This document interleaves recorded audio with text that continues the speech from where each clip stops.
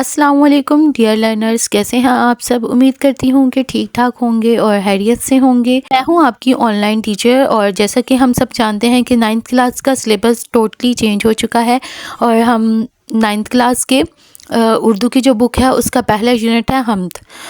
Previous lecture میں ہم شاعر کا تعارف اور شعر نمبر 1 کا مفہوم اور تشریح کر چکے ہیں۔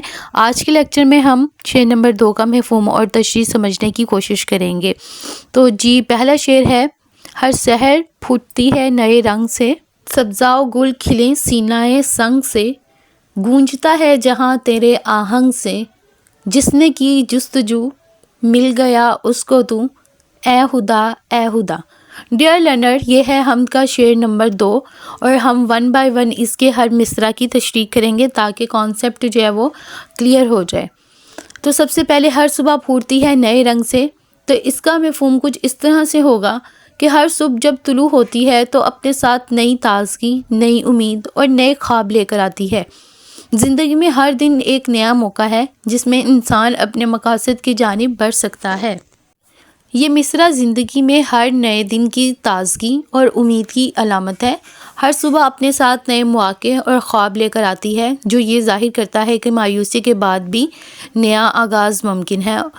تو ہمیں مایوس نہیں ہونا چاہیے اور امید کا دامن تھامے رہنا چاہیے، کیونکہ ہر نیا دن ایک نئی امید، ایک نئی تازگی اور ایک نئی امنگ کے ساتھ آتا ہے۔ اور بے شک ہر چیز کیونکہ اللہ تعالیٰ کے ہی قدرت میں ہے، تو ہر چیز کی پاسبلٹی موجود ہے۔ اس مصرع کی تشریح کی مناسبت سے ایک شعر جو آپ اس میں کوٹ کر سکتے ہیں: ہر سحر نئے خواب دکھاتی ہے، ہر سحر نئے خواب دکھا جاتی ہے، اندھیری رات کے بعد روشنی آ جاتی ہے۔ یہ شعر ہر سحر پھوٹتی ہے نئے رنگ سے کے مفہوم کو بہت اچھے انداز میں واضح کرتا ہے۔ اب ہم اس حمد کے شعر نمبر 2 کے دوسرے مصرع کو دیکھیں گے: سبزہ و گل کھلے سینہ سنگ سے۔ یہ مصرع ظاہر کرتا ہے کہ مشکلات اور سخت حالات سنگ کے بیج میں سے بھی زندگی یعنی کہ سبزہ و گل پنپ سکتی ہے، یعنی کہ ایک پتھر کے اندر سے بھی زندگی جو ہے وہ پنپ سکتی ہے۔ اچھے حالات جو ہیں وہ مشکل حالات کے بعد سے ہی آتے ہیں۔ جیسے پتھریلی زمین سے بھی سبزہ اور پھول نکل آتے ہیں، اسی طرح صبر اور محنت سے انسان کٹھن یعنی کہ مشکل حالات میں بھی کامیابی حاصل کر سکتا ہے۔ یہ مصرع مشکلات میں بھی کامیابی کی امید دلاتا ہے۔ جیسے سخت پتھروں کے درمیان سے سبزہ اور پھول کھل اٹھتے ہیں، ویسے ہی صبر اور محنت سے انسان کٹھن سے کٹھن حالات میں بھی ترقی حاصل کر سکتا ہے۔ تو انسان کو چاہیے کہ امید کا دامن ہاتھ سے نہ چھوڑے اور مسلسل محنت اور کوشش کرتا رہے تاکہ وہ زندگی میں کامیابی حاصل کرے اور سینہ سنگ سے جو ہے پھول بھی کھل سکیں۔ اس مصرع کے مناسبت سے جو شعر آپ اس میں لکھ سکتے ہیں وہ ہے: کانٹوں میں بھی کھلتے ہیں رنگین گلاب، کانٹوں میں بھی کھلتے ہیں رنگین گلاب، صبر کا پھل ہمیشہ ہوتا ہے لاجواب۔ ڈیئر لرنر، یہ شعر سبزہ گل کھلے سینہ سنگ سے کی تشریح کو بہت اچھے طریقے سے بیان کرتا ہے۔ اب ہم اس کے نیکسٹ مصرع کو دیکھتے ہیں: گونجتا ہے جہاں تیرے آہنگ سے۔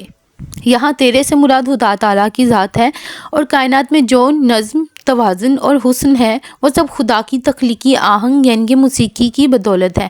ہر چیز اسی کے حکم اور ترتیب کے تحت چل رہی ہے۔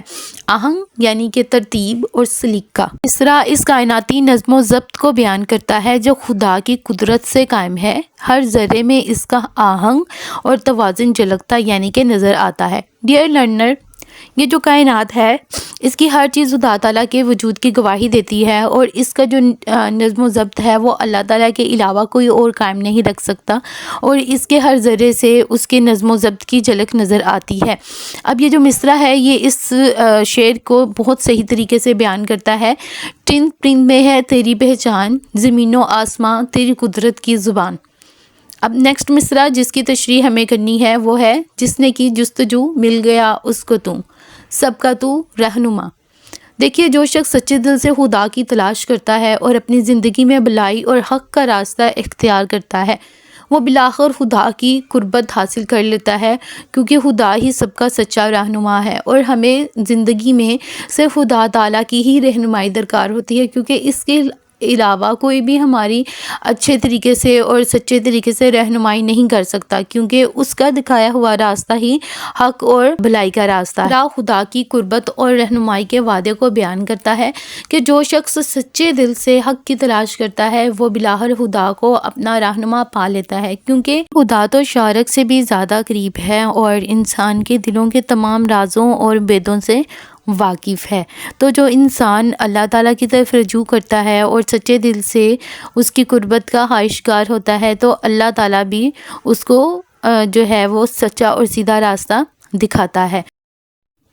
جو تجھے ڈھونڈے گا وہ پائے گا راہ، جو تجھے ڈھونڈے گا وہ پائے گا راہ، تیری رحمت کبھی نہیں جاتی ہے بے پناہ۔ ڈیئر لرنر، یہ شعر جس نے کی جستجو مل گیا اس کو تو سب کا تو رہنما کے معنی کو بہت اچھے طریقے سے ظاہر کرتا ہے۔